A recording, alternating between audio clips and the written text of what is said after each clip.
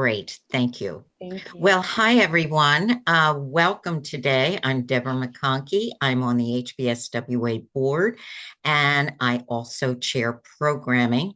So I get to meet and work with all these wonderful speakers.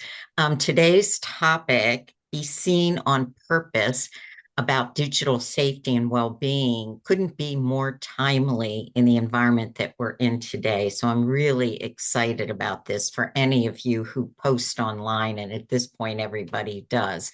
So I wanted to introduce our wonderful speaker. Many of you know Dilan Gomih. She is MBA 2019, the founder and managing partner of Diligence, which is a company focused on employee engagement and workplace well-being across high-performance industries, little companies like Google and Pinterest and Thrive Market and WellHub, where she helps deliver programming, content, and strategies.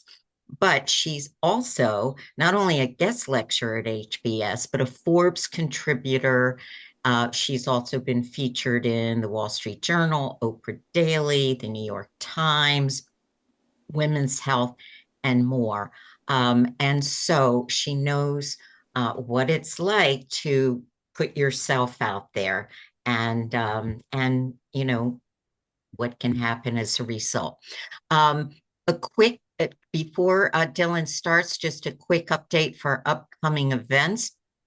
We have a lot of things coming up, particularly something for early mid-career women on March 31st. Another one, AI in Action series, vibe coding, and got a really interesting group, Decoding Politics, with an organization called Leadership Now. Again, very timely topic on April 7th.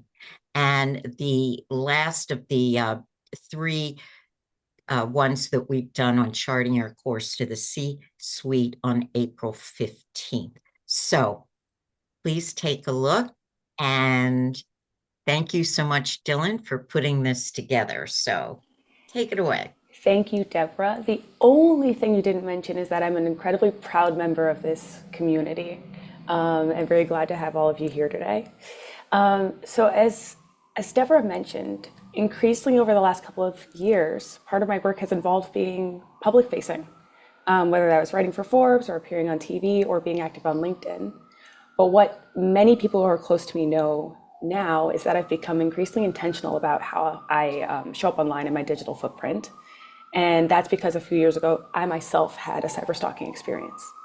And beyond figuring out what was happening and how someone had access to information and how they were finding me and my family, there's the stress and the fear, not just for myself and for my family and the people around me, and just thinking about how being online could impact them. And at one point, I stepped away from social media entirely. I didn't want to even think about what it meant to manage a presence online. And then I realized that stepping away is often the outcome in this situation. And that's the intent, to create silence.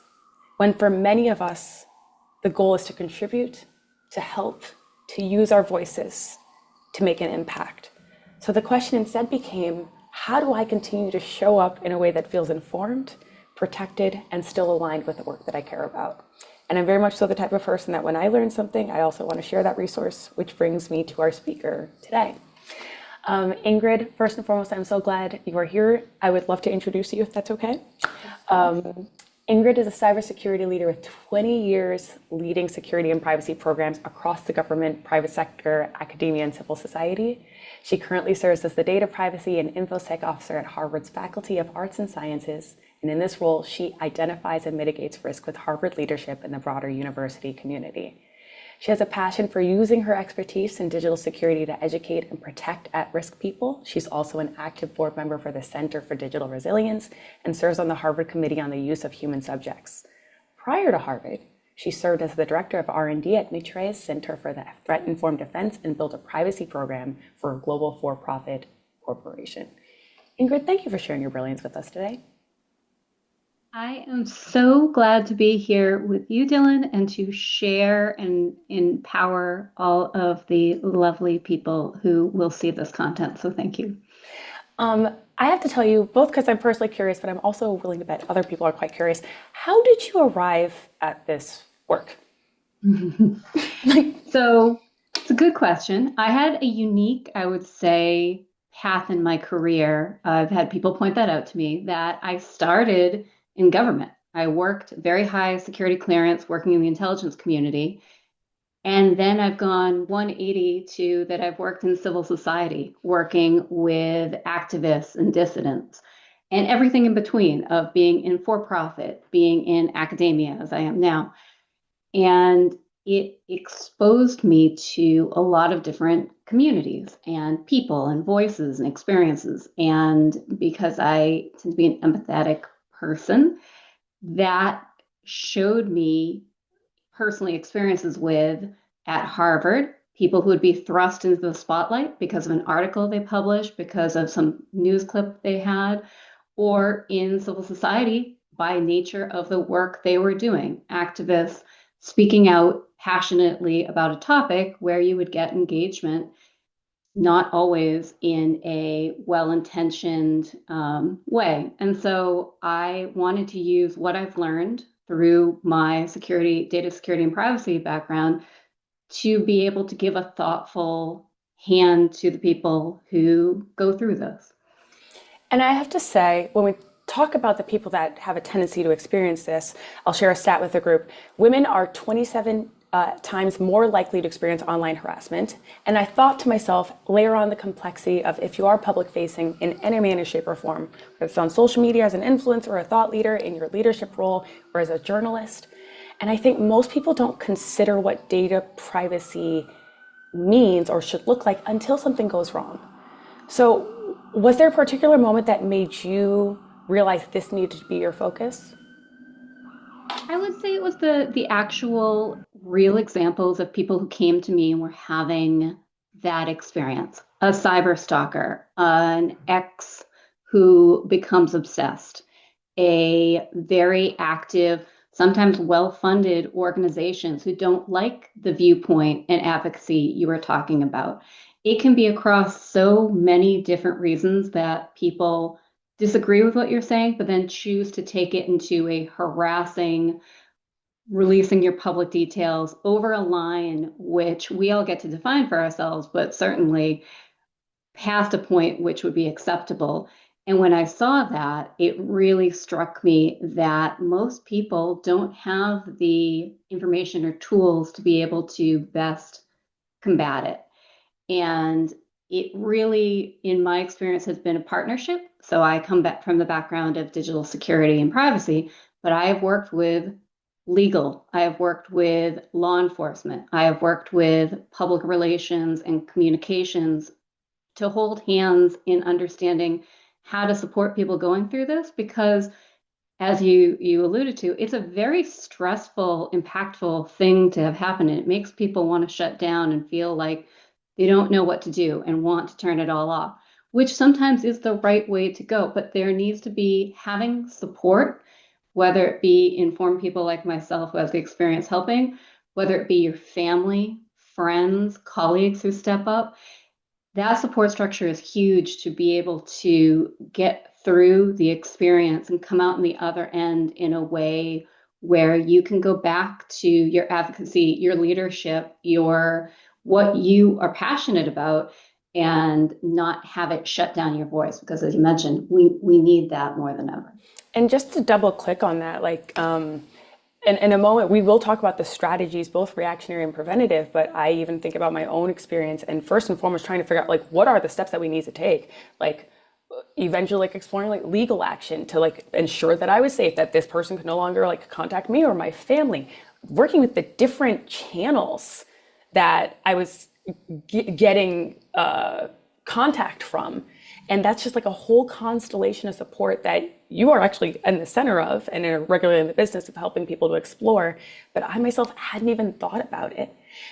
Now, I will say, before our first meeting, I didn't tell you I was going to bring this up. I Googled you, and I was struck by the fact that I was like, oh, I didn't realize Ingrid Skoog was such a common name. Look, there's one in Portland, Oregon, who's a marriage counselor. And there's another one in a completely different city. And when we met, you told me, oh, I know. I planted those. I did that intentionally, which was actually kind of one of the reasons that sparked this talk, which was those are the preventative steps you have also taken as somebody who is regularly in the habit of helping other people who are going through this experience because you also need it.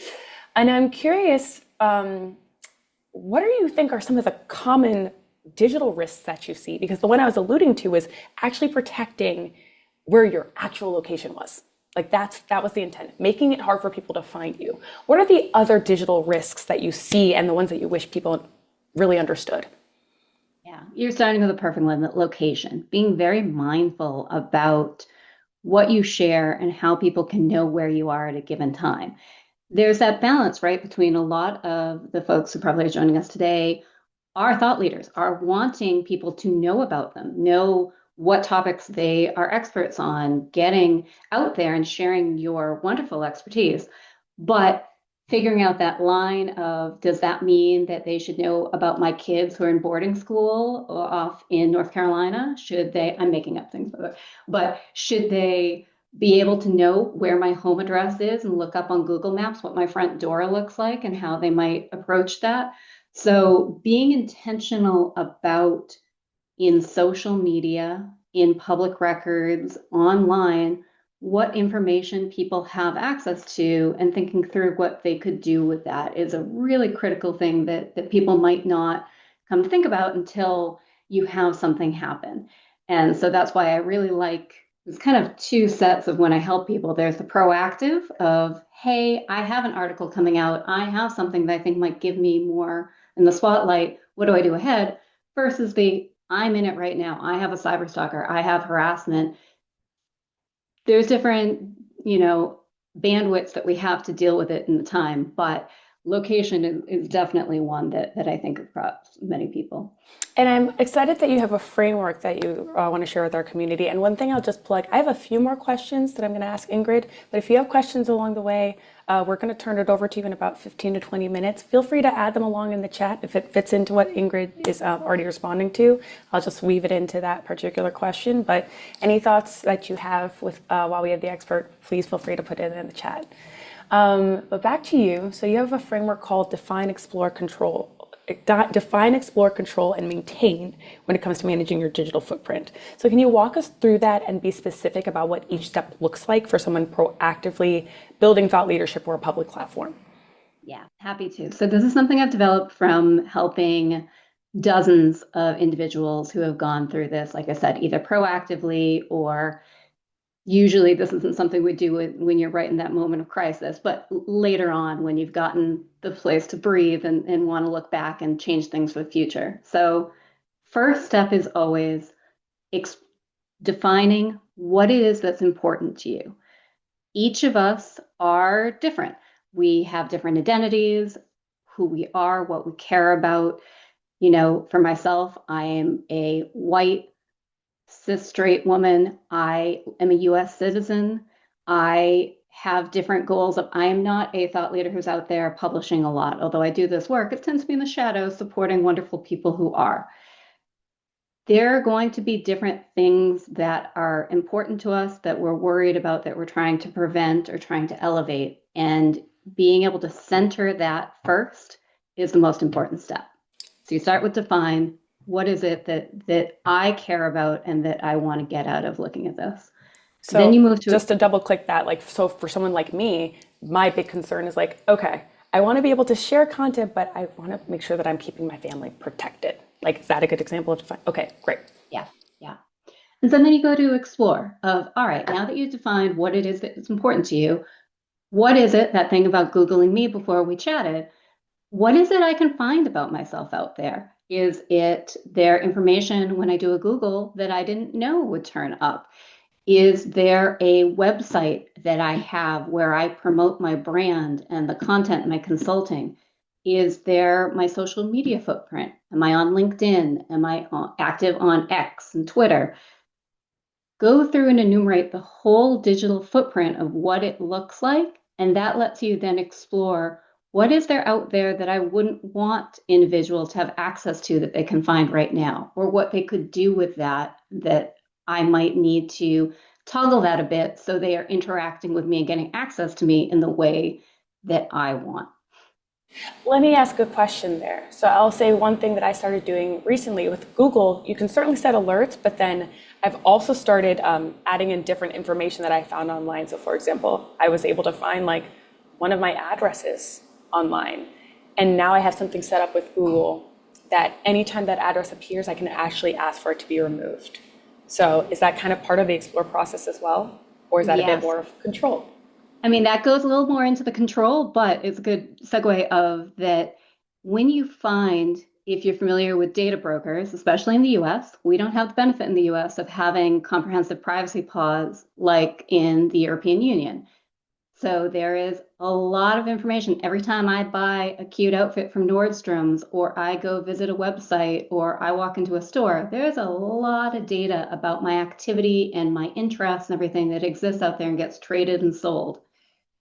There are services like Google will offer it for free. And then there are paid services. Optory is one of the ones that I really suggest that will continuously go through and clean up that data on you out there so that when you go to people search sites, you will not find Ingrid Skoog, my address, my personal phone number, my partner's name. That gets continually scrubbed. And that's a huge step to be able to keep that information that you don't want from strangers or people who would wish to harass you to get into their hands. Before we move off control, are there any other sites or sources that you'd recommend for that control? So Optree's one. Anything else there? Is something I heard on the podcast the other day that got plugged 3 times, but of course I'm slipping my brain now. So other than the people removals and everything, I like to also say squat your space. We had talked about this when we were preparing for talking. We had an individual well known at Harvard, Bruce Schneier, who doesn't use LinkedIn, doesn't care to.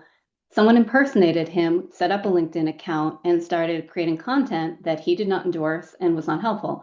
Because he didn't already have that squatted, his authentic space, it was difficult for him to get that taken down and be able to prove, no, this isn't me. So even if across platforms that you might not want to have a presence on, it's good to have Ingrid on LinkedIn, Ingrid on X, Ingrid on Instagram, even if you don't use that content. And also maybe a domain that you have as ingridskoog.com, because we have seen campuses where someone buys that and puts really offensive content out, and search engine optimization, that's the first thing that's hitting out there. And that's not, again, with your thought leadership and the work you're doing, you don't want that to be the top result that you're seeing. So that's another step in the control I would suggest. And just for the class, would you mind restating the service that you recommend most? Was it Optree? Optory, yes, and I can put it here so people know. It's one that had a comprehensive privacy evaluation done of it. And so it is a very trusted, great. There are other alternatives. There is Delete Me. There is the Google one is free, and something I suggest to people. Again, there are barriers of cost to some of these steps. So Google's a great one to have as a free resource to be doing that continual checking and saying, hey, we found Dylan, your phone number popped up here. Do you want us to take, we've requested that be taken down. Love it. And then also just going back to like the location sharing piece. So like I actually don't post things in real time anymore at all. I don't, like if I kind of post after I've left a location. Is there anything else you'd recommend when it comes to? I absolutely recommend that. That's something I do myself. If you're on vacation, it is great to be able to share that part of your life if you want. But think about in the moment, if you are saying, I'm out in this remote ski town and here's the beautiful outfit I'm wearing, do we want people to be able to find you in that capacity? Maybe for some people the answer is yes, but being able to think through that and maybe posting it after you get back, that's the smarter thing to do.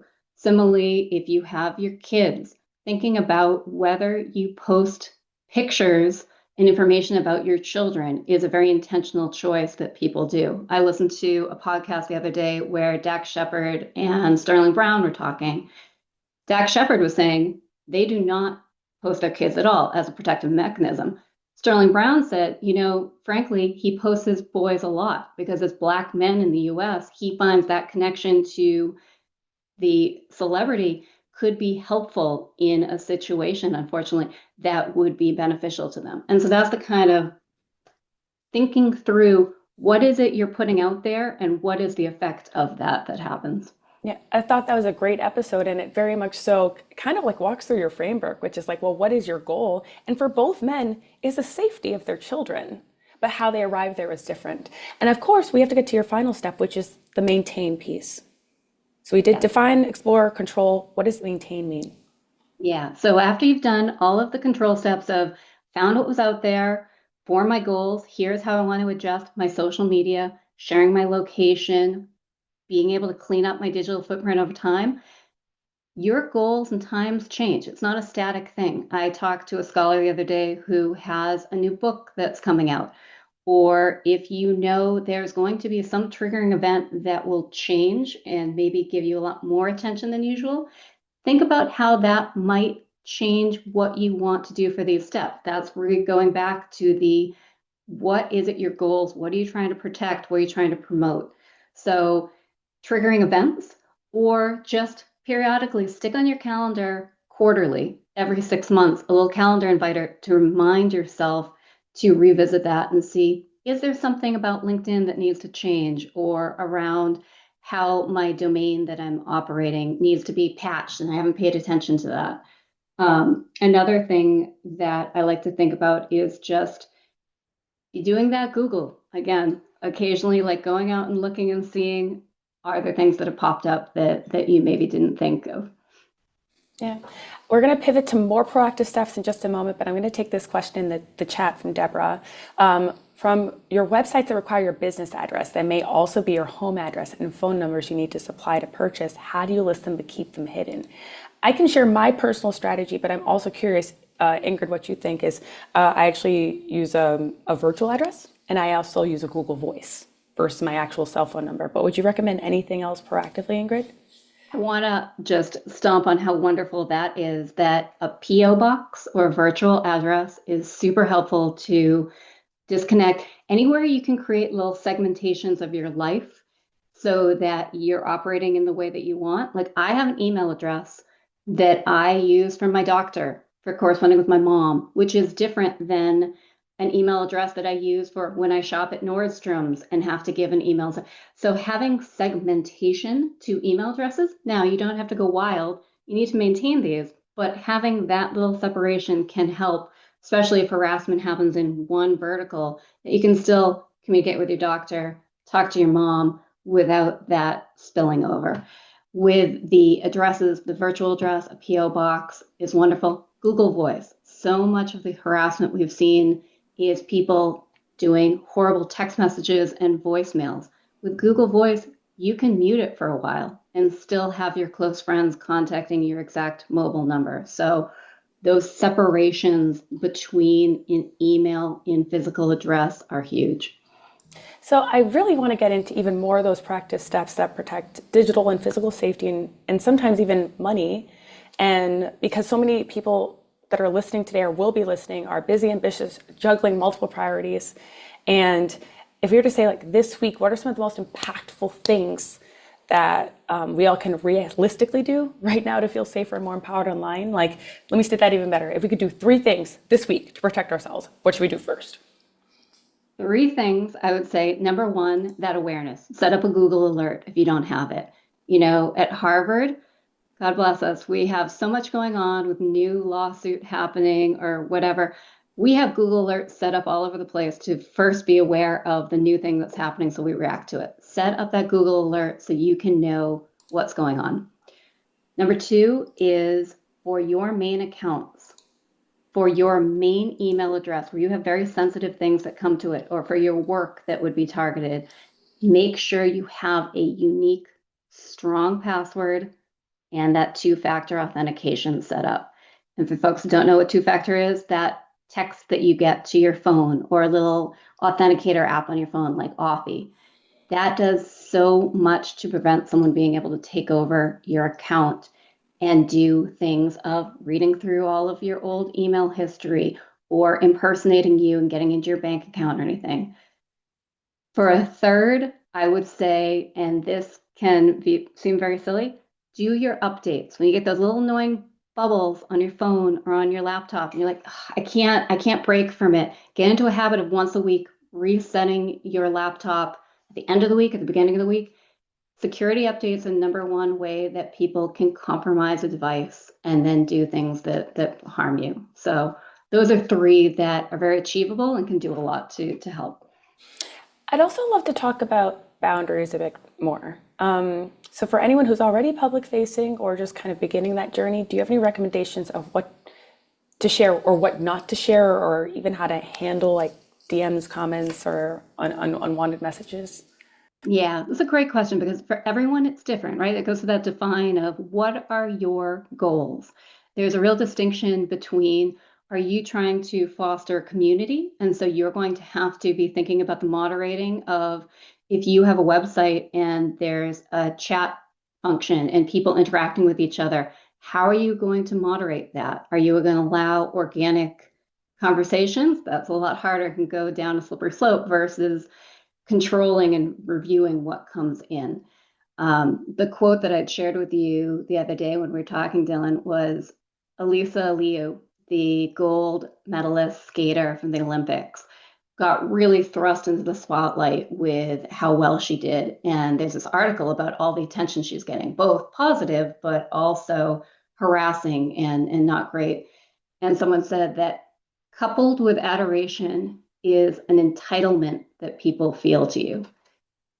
And I want people to think about, when you're a thought leader, yes, you are out there and you're wanting to share your expertise and have healthy debate and interactions with people. What's that line of them going after your children, or them going after your home address, or them interacting, talking to you about, if you are a thought leader, but you happen to be a Jewish American, and them really antagonizing you about the Hamas-Israel war? That's not okay. That's not a place that you need to be engaging, that you have to engage. So thinking through where that line is for you and then being able to maintain it's a really important one. I think that's a good, and I actually gave me a second question because I also realized for some people in this community, they may also have somebody managing for them. So if you have any advice for like how they even think about trusting the right people to be a social media manager, like that's increasingly, like when we think about the state of the world, when we think about how easy it is for somebody to pretend to be you, or for somebody to create an AI profile as you, like, are there any recommendations you have for like working with other people as you build a presence? Because oftentimes actually people aren't doing it alone. Yeah. And you are so lucky when you have someone that can be helping, right? That you've gotten to a level where you can have someone maintaining your social media profile or doing that labor for you, but making sure you're aligned, of you understand what bandwidth they have, of what they are okay to do on their own, and when they need to be doing checks in, and make sure they're aligned on where that boundary is, what's important to you. There's that latest thing that blew up with Chapel Roan, who I've always admired as setting a very strong boundary of what paparazzi and people are doing to her. One of her security guards, and we don't have the full story, but there's a real blow up right now for her in the PR world, of that a child of Jude Law was handled in a way that was not great. Is that something that Chapel and her security guard need to talk through? What exactly happened? This is where it goes a little into the PR firm, and that's where I'd hold hands with my comms and PR friends to kind of help think through, what's your strategy about resetting and having the narrative, and then going forward, how you handle things to hopefully not fall into that. Love it. I'm going to get through two more quick questions. And I love Elizabeth's question because this is something that actually occurs quite a bit. The reactionary piece. So first hour playbook, if somebody suspects that they've been targeted, impersonated, or compromised, what are the, like, and as specific as you can, if possible, like what should they be doing? Who do they go to? Like, what do you do if you realize like something is happening to you? Yeah, the first thing I want for individuals is line up your support. Who is going to help you and guide you through about what the proper steps you need to take is? Is it, what's you're most worried about? Is it that you're going to have an account that got taken over and is posting things that are not aligned with your values? Is it that you can't get through on your phone because there is inundated with harassing calls and messages that are swamping it? The people who can support you can be people like myself. It can be based on where their public health set up. There is explicit imagery helplines. There are friends and family of just tagging one of those people as a colleague and saying, I don't have the mental space for this right now. Can you be looking at my email and seeing what's happening and deal with this? So tap resources to support you because no one should be doing it alone. So let me just double click on that. And then again, I will just be very specific with you. So you mentioned that there are helplines. Any references, like any place you can direct us now, like just to know, or we can email it after and we'll make sure that everybody gets it. But what I'm also hearing is like, let's say your phone is compromised, like reach out to somebody who's trusted and let them know so they can post on your behalf. Dylan's LinkedIn was compromised or Dylan's Facebook was compromised.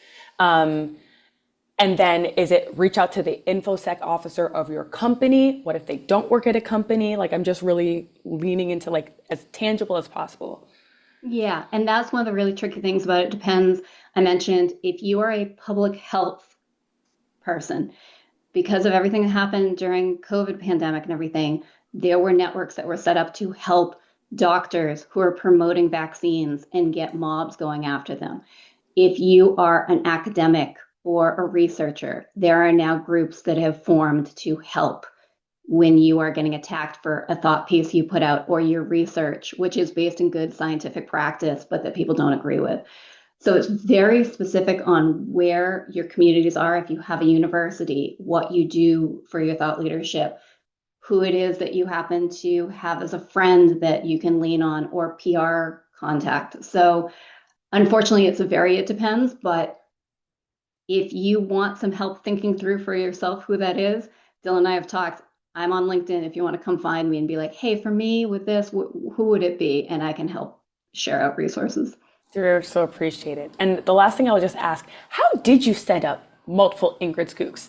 Or if that's like not like a two like 1 minute answer, we can come back to that. But I was just like, I was genuinely quite interested in that. So the tricky thing is I didn't set multiple Ingrid Skoogs, but there are, and I did it's a deception technique of it makes it harder to pin down exactly who you're looking for. There are multiple, it's not that common a name as you laughed about Dylan. It's a very Swedish name.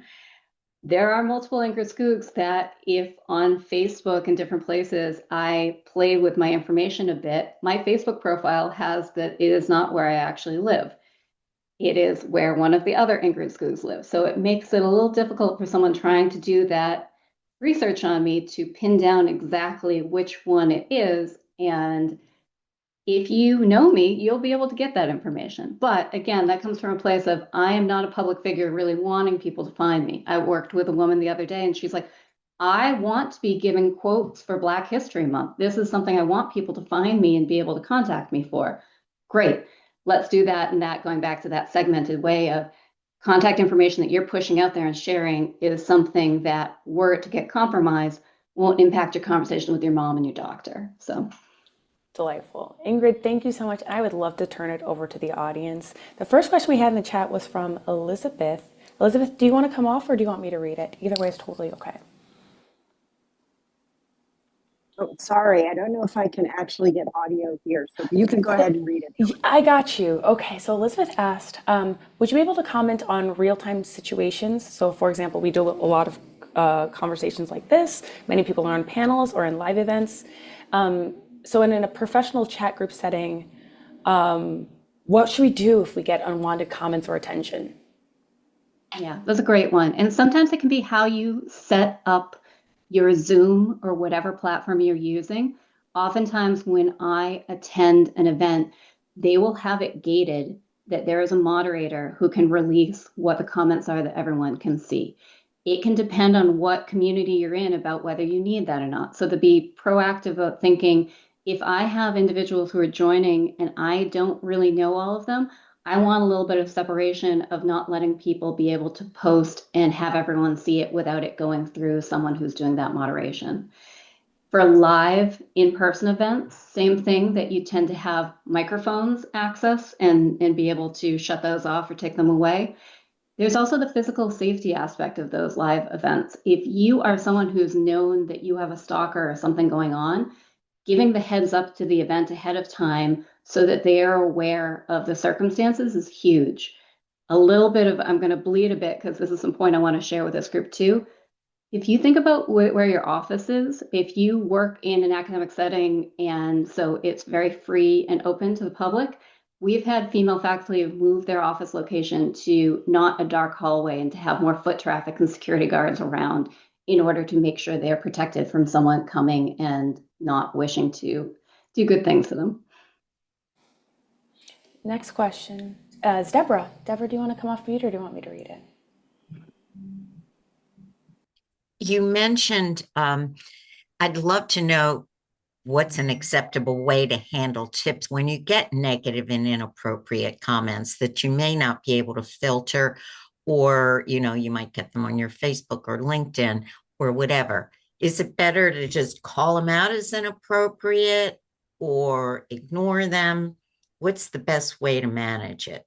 Yeah, it's a great question, Deborah. So it can depend on what of the platforms, there's different abilities of what you can do, right? On Facebook, it has the ability that you can delete some comments if you want. If you get something on your content that you do not agree with, you don't want there, it can be taken off.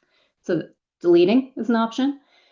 Not replying at all. Sometimes these trolls want oxygen. They want to bait you into engaging, and that will just make it escalate. I mean, honestly, sometimes when you argue with a kid, you're not going to win this. You're just going lower down. So not replying or trying a quick reply. And if they keep going, then not going after that. So you have to a little bit feel out the situation, but it's that either delete, ignore, or put it to a stop. There's been Lindsey Vaughn, bless her soul, who's been through it so much, has been having a lot of people comment, and she's a master class in how she's been dealing. But again, Lindsey is someone who has a comms and social media team that she's getting to work with who are helping her think through exactly how to do that too.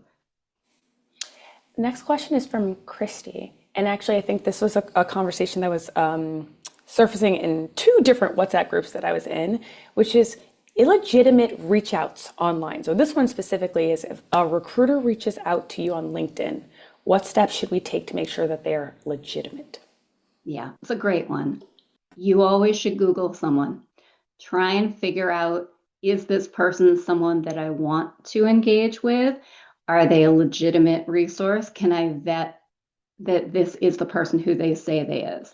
I will tell you in a very specialized case, we had a researcher who got someone who reached out, did appear to be a legitimate person, but the way they were talking, there was a LinkedIn profile and everything.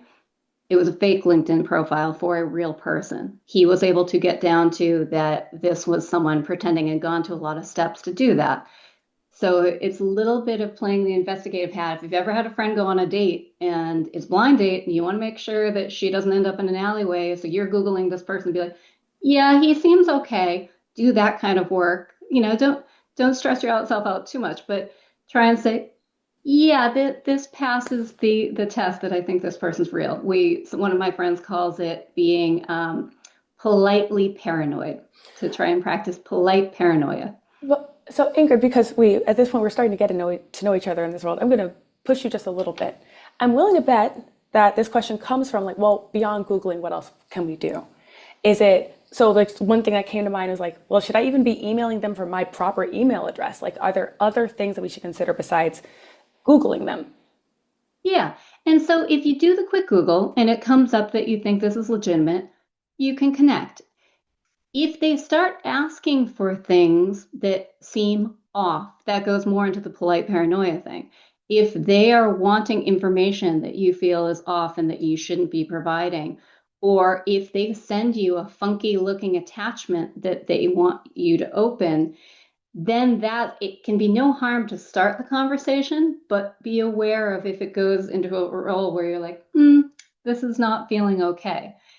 And that thing about the attachment that could be malware or something, going back to my point about if you're updating your devices, it's very unlikely they can do you any harm with that. Many of these things that would give you malware or compromised details happen if you haven't kept your phone or your computer updated.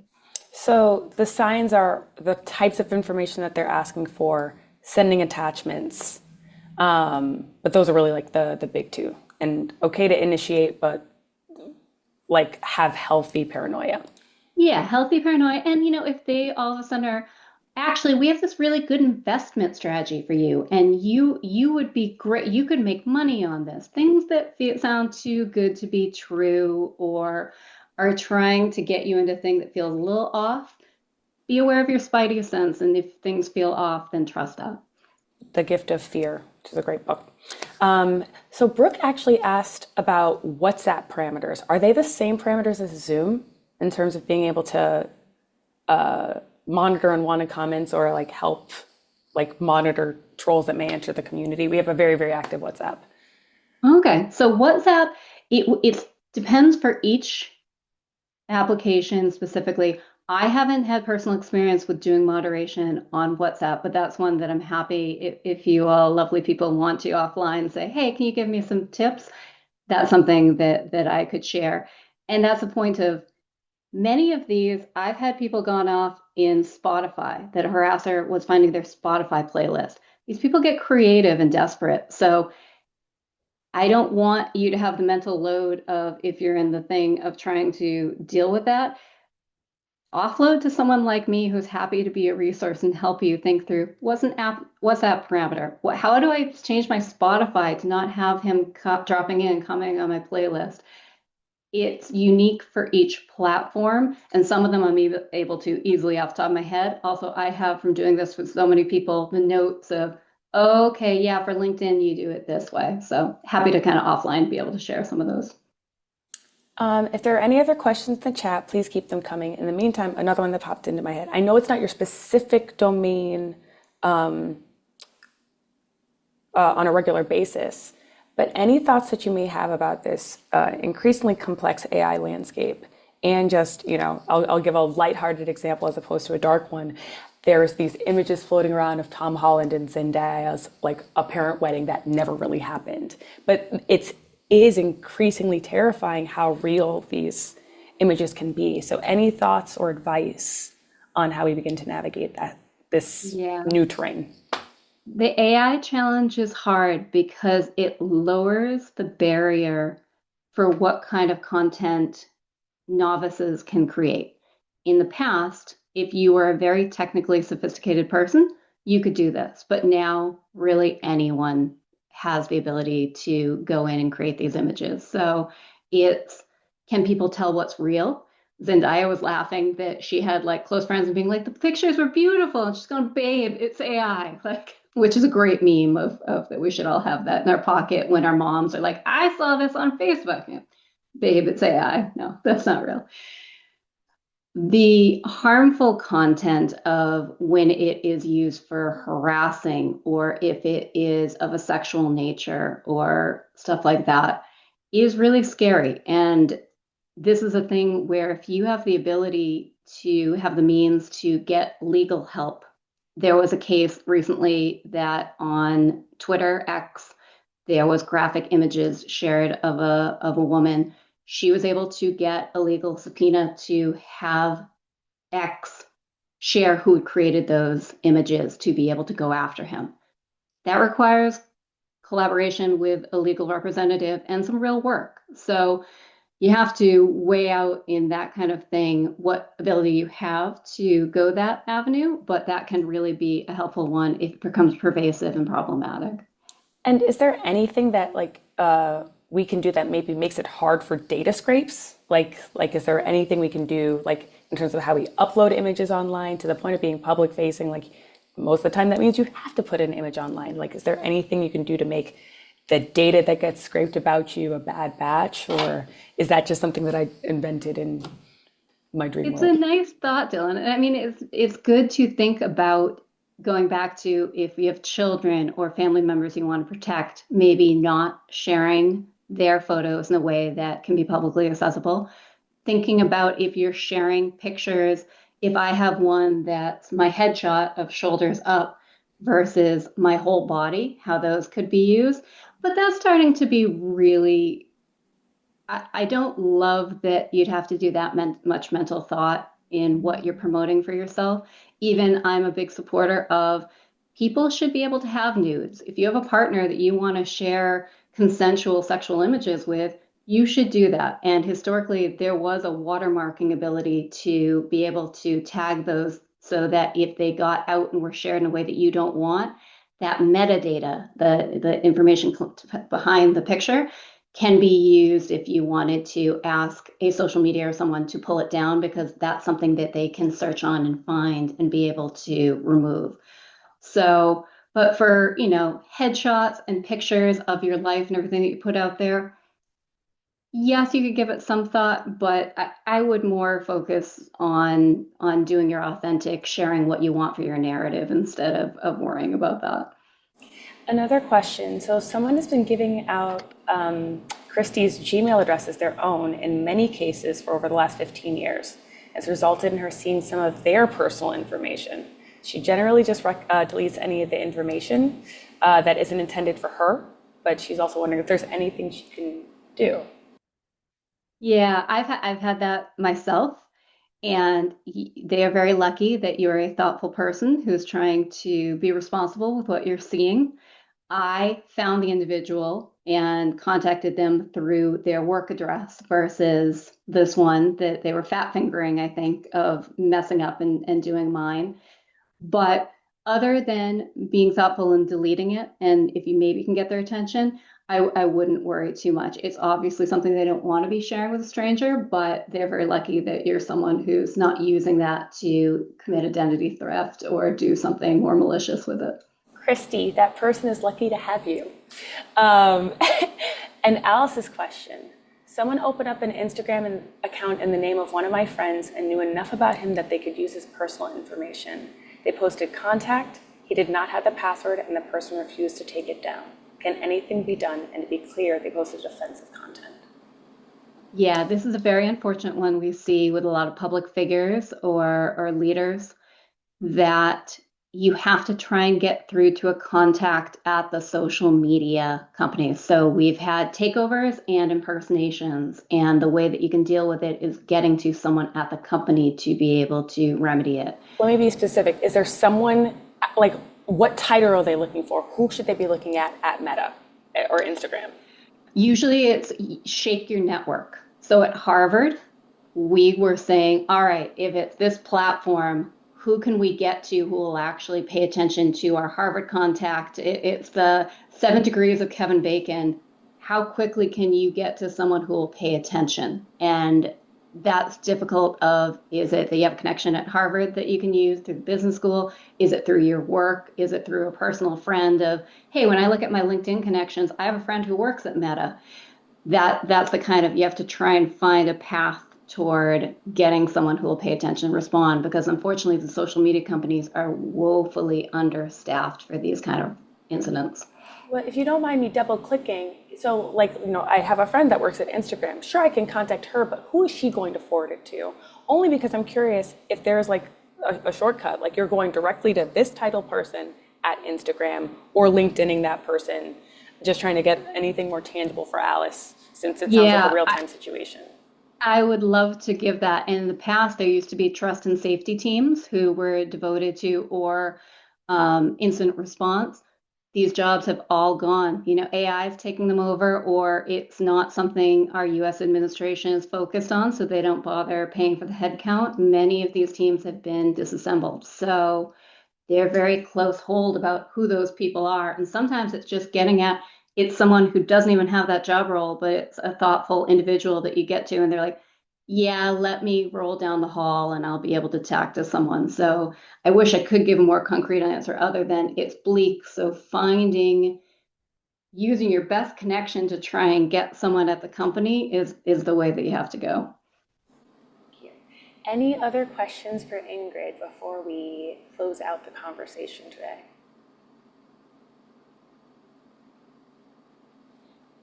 Well, one more. Last word from Caro. I keep getting phone calls questioning if my condo is on sale, which it is not. Apparently my phone number is tied to an MLS listing, but I haven't been able to find the listing to request removal. Any suggestion on how to find where my phone is listed? Should I use Optory? Good question. So there's a specific way that you can do internet searching where you can do your name and the phone number, or If you do the Google tool, that might be able to have it come up, but Optory would remove some of that stuff too. There is a difficult distinction between public records, and I don't think an MLS listing would count as that. Public records of like a purchase of a house and everything will keep details unless you buy under a trust. But for an MLS, it should be something like Optory or finding, and then being able to do a takedown request. So Optory is not a bad way to go.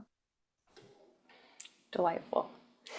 Ingrid, thank you so much for all of your insights today. And in case you missed it, she is on LinkedIn, and that would definitely be the best way to follow up. But we are very grateful for the information that you shared with our community. The takeaways I definitely heard are prevention is incredibly powerful.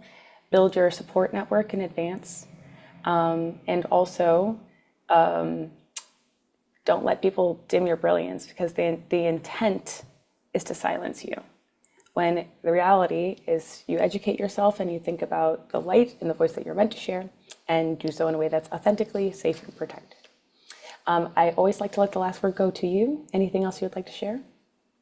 I want to make sure everyone knows this can feel overwhelming. Like, oh, I haven't done enough. This is too much or everything.